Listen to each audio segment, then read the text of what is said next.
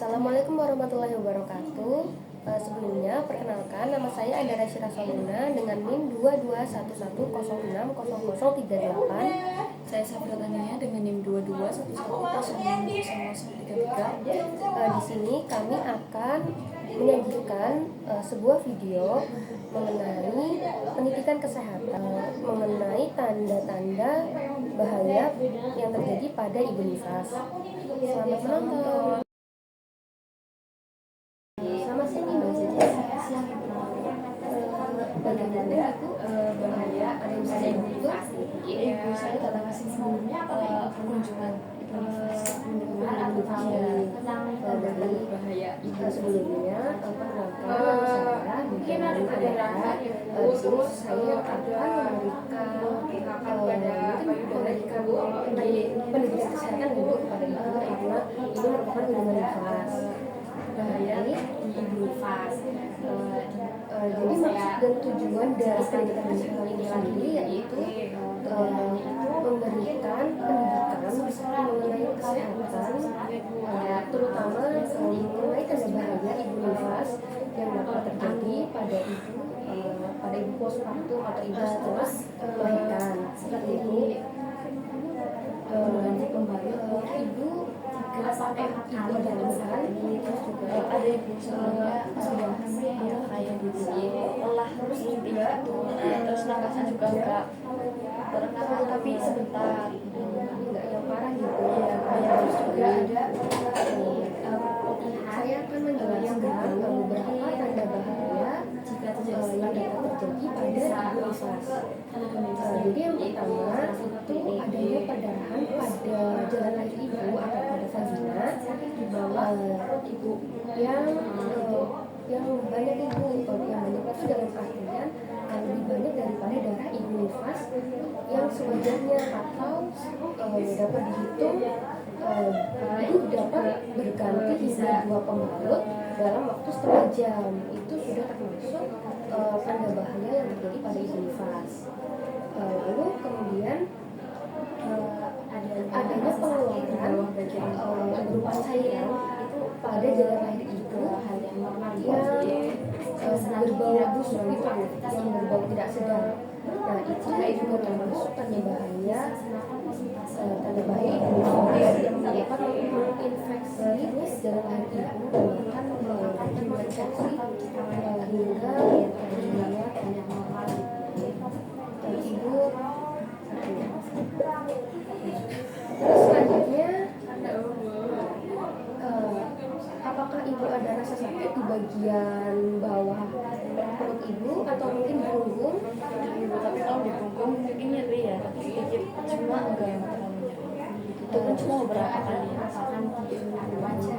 Untuk rasa sakit di perut atau abdomen ini itu disebabkan karena adanya kontraksi bu. Nah kontraksi sendiri itu memang seharusnya terjadi untuk menghentikan adanya perdarahan yang terjadi pada ibu setelah melahirkan. Lalu kemudian ada punggung juga karena disebabkan karena si abdomen itu sehingga menjalar ke punggung. Lalu ketika mungkin ibu ketika menarik nafas dan menahan perut ibu terdapat cekungan. Nah adanya cekungan pada perut ibu sekitar 1 atau 2 jari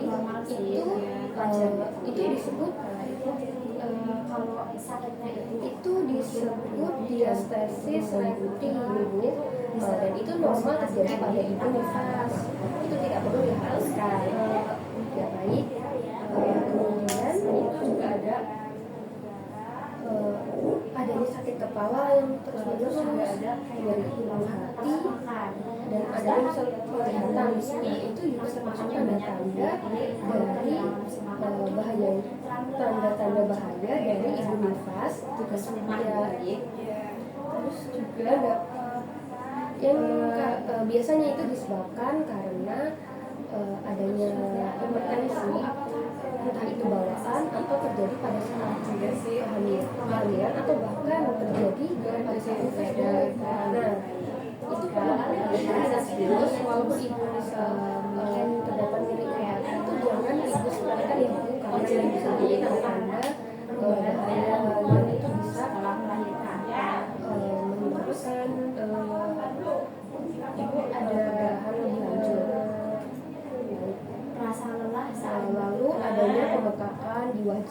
tangan.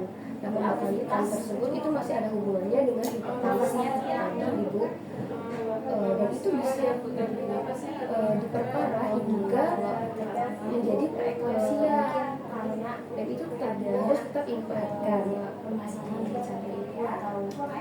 Selanjutnya bisa ada demam, sakit, buang air kecil, itu tanda-tanda umum pada terjadinya infeksi. Jadi demam itu disebabkan karena antibodi itu merespon adanya infeksi pada darah ibu sehingga memberikan respon demam kepada ibu, bahkan bisa sampai muntah, dan itu sudah dipastikan ketika ibu terkena infeksi ibu. Lalu ibu payudaranya apakah ada pembengkakan atau tidak ada, cuma kalau penuh ya asinya penuh itu lumayan nyeri. Jadi perubahan payudara itu sebenarnya normal ibu kan sekarang sudah memiliki bayi, jadi sekarang sudah terisi ASI. Nah, karena terisi ASI tersebut perlu dikeluarkan, perlu dikeluarkan untuk konsumsi bayinya, ataupun jika bayinya tidak mau menyusu secara langsung, ibu dapat ditamping, dipompa secara manual, entah menggunakan alat juga tidak apa, untuk mengeluarkan ASI ibu. Lalu ketika payudara ibu memerah, panas, sakit, atau bahkan mengalami pembengkakan, ibu dapat segera ke fasilitas kesehatan terdekat, dan ibu dapat mengonsumsi paracetamol 1 jam sebelum pemberian ASI kepada bayi ibu, agar si paracetamol itu dapat dieliminasi terlebih dahulu sebelum si bayi mengonsumsi ASI. Baik, ibu ada hilang nafsu makan? Iya, sempat hilang nafsu makan. Nggak sampai 2 hari, 1 hari itu nggak sampai. Mungkin paling pas pagi itu kayak nggak makan gitu. Tapi pas siang dan sore. Jadi kehilangan nafsu makan itu juga salah satu tanda dari bahayanya pada ibu nifas. Nah, itu tidak boleh dibiarkan, apalagi 2-3 hari itu sudah bahaya ibu, apalagi ibu hamil kan menyusui. Jadi bayi itu membutuhkan ASI dari nutrisi dari ibunya. Dan jika ibu juga kekurangan nutrisi, dia kasih ke ibunya dan sebagainya juga ibu. Nah, jika ibu kekurangan nutrisi, ibu juga bisa mengalami dehidrasi, dan bahkan ibu bisa sakit ibu. Lalu adanya rasa sakit, merah, ataupun pembengkakan pada kaki. Nah, itu juga sering terjadi pada ibu nifas.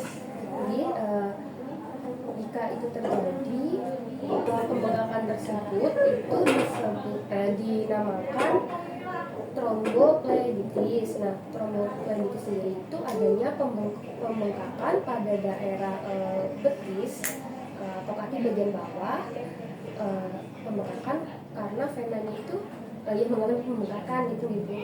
Nah, itu ibu jika mengalami seperti itu bisa masuk ke fasilitas kesehatan untuk dicek, jadi agar tidak mengalami infeksi atau pemecahan itu secara mendadak gitu ibu. Lalu apa ibu setelah melahirkan merasa sedih, lalu tidak mampu merawat bayi ibu?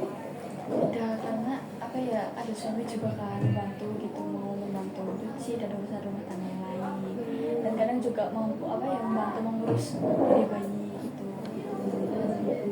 Baik, namun jika ibu merasa sedih, berkepanjangan, atau merasa tidak mampu untuk merawat bayi, ibu jangan putus asa ibu. Ibu dapat meminta bantuan ke suami ibu untuk menangani hal tersebut. Namun jika suami ibu atau anggota keluarga yang lain tidak dapat membantu ibu, untuk menangani hal tersebut, mereka bisa meminta bantuan kepada tenaga kesehatan itu ibu. Jadi kita agar kita dapat melakukan penanganan yang tepat kepada ibu. Dan itu jika ibu mengalami hal tersebut itu dinamakan postpartum blues, atau kayak kecemasan atau kekhawatiran berlebih terhadap terhadap dirinya sendiri atau terhadap si bayi. Baik, apakah ibu memahami apa yang saya jelaskan tadi? Ya, saya memahami ibu. Apakah ada yang mau ditanyakan, Bu? Sudah cukup. Dari yang saya jelaskan tadi, apakah ibu bisa menjelaskan beberapa hal yang ibu pahami? Bisa ya, dari yang ibu jelaskan tadi dan terkait kondisi saya yang ini masa nifas, alhamdulillah tidak ada perdarahan ya ibu, karena pada saat nifas itu darahnya keluarnya juga normal, warnanya juga masih merah karena baru beberapa minggu kan. Terus tidak merasa pusing juga. Kalau misal merasa sedih itu apa ya, naik turun itu nggak berlebih juga, Itu disebabkan karena hormon gitu ya. dan juga tidak ada pembengkakan di kaki dan tidak ada. Baik ibu, baik, terima kasih. Ibu juga bisa menjelaskan secara detail ibu. Sebelumnya terima kasih karena sudah mau mendengarkan podcast dari saya. Sehat-sehat ibu. Terima kasih banyak ibu.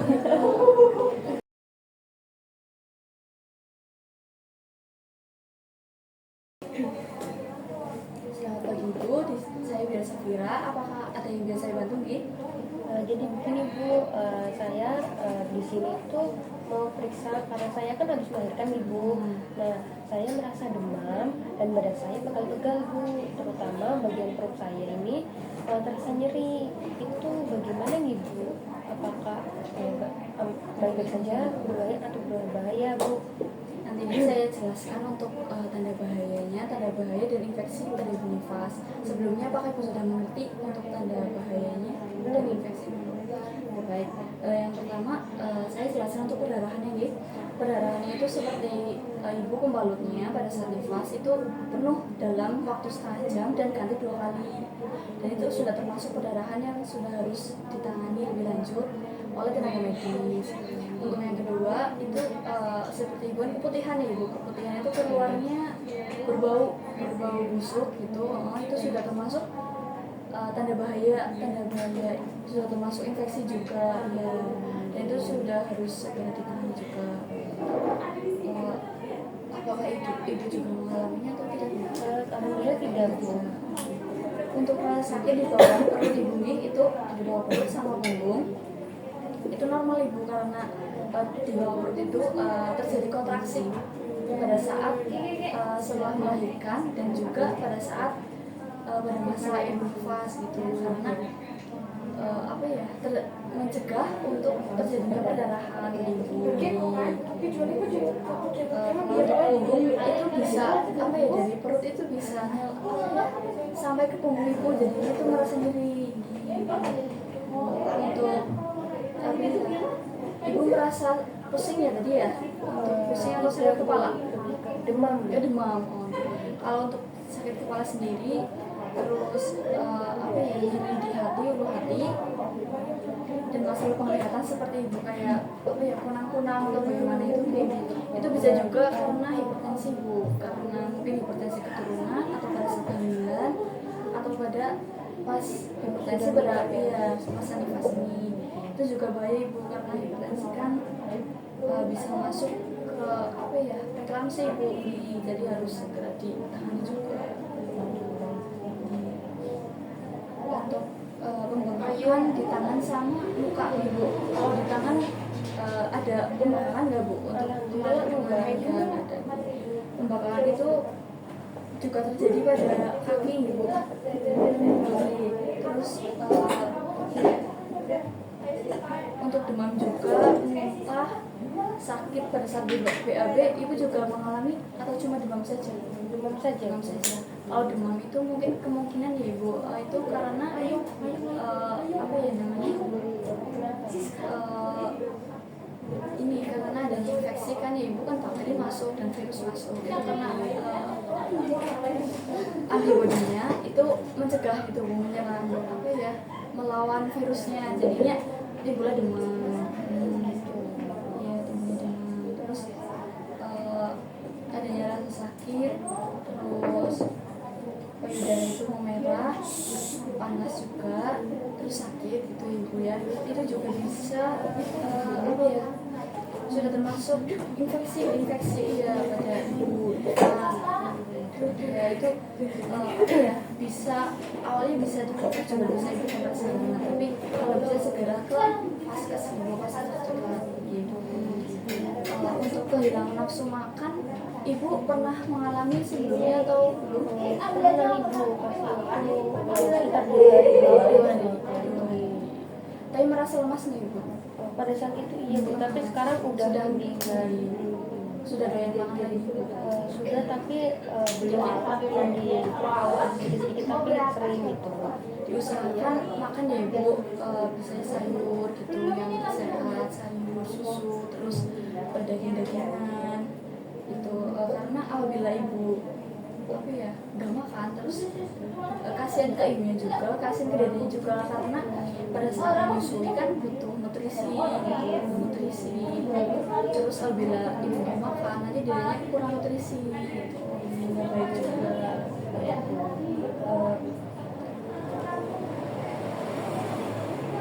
Ibu kakinya terjadi pembekalan ya bu? Awal-awal setelah melahirkan iya bu. Iya, pembekalan. Lama nggak ibu? Enggak, setelah beberapa jam setelah itu pembekakannya sudah mulai mengecil.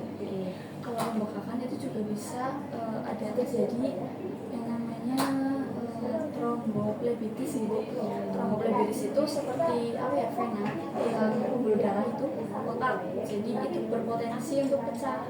Itu sama nggak bu dengan varises? Varis beda ibu. Kalau varises itu terjadi di belakang belakang apa ya, belakang lutut. Kalau itu berada di bagian bawah petis.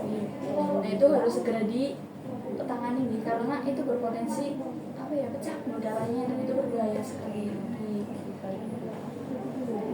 Ibu sebelumnya merasa ini nggak basuh-basuh, jadinya merasa sedih atau tidak mampu mengurus gitu. Iya bu, pernah merasa seperti itu karena baru pertama kali. Iya. Tapi ada bantuan atau dari suami atau keluarga? Ada ibu dari suami. Terus pada saat itu sering merasa letih nggak ibu? Tiba-tiba merasa letih gitu pada saat aktivitas, nafasnya terengah-engah gitu. Pas awal-awal karena kan kurang aktivitas yang terlalu berat itu bu, jadi sudah tidak terbiasa, terus melakukan itu akhirnya terengah-engah. Itu durasinya lama atau sebentar ibu? Sebentar. Kalau lama itu juga berbahaya juga, bisa terjadi apa ya, permasalahan pada jantung ibu dan juga pernafasan ibu. Dan juga kalau misal tetap berlanjut masih terengah-engah dan terus cepat letih, itu harus segera diperiksa. Itu juga bahaya juga pada ibu nifas. Terus sebelumnya ibu apakah ada yang diberikan? Tidak ada. Pak ibu sudah paham tadi yang sudah saya jelaskan. Ibu bisa menjelaskan ulang terhadap ibu untuk mengevaluasi supaya ibu tidak bingung juga nanti ketika mengalami hal tersebut. Jadi kalau perdarahan gitu lebih dari 2 pembalut penuh dalam waktu setengah jam, segera datang ke fasilitas kesehatan. Lalu ketika mengalami pengeluaran cairan yang berbau busuk, itu juga segera diperiksakan gitu. Terus ketika